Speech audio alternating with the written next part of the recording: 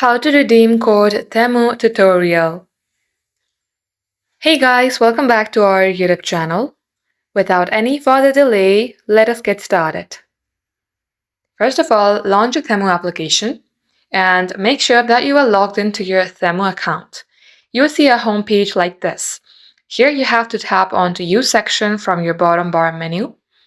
As you do so, you will be able to see the option of Coupons and Offers. Tap onto it.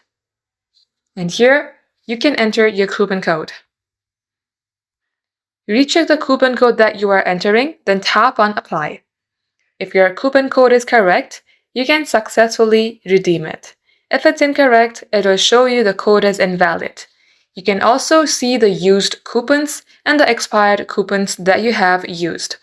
Just like so, this is how you can do the same as well.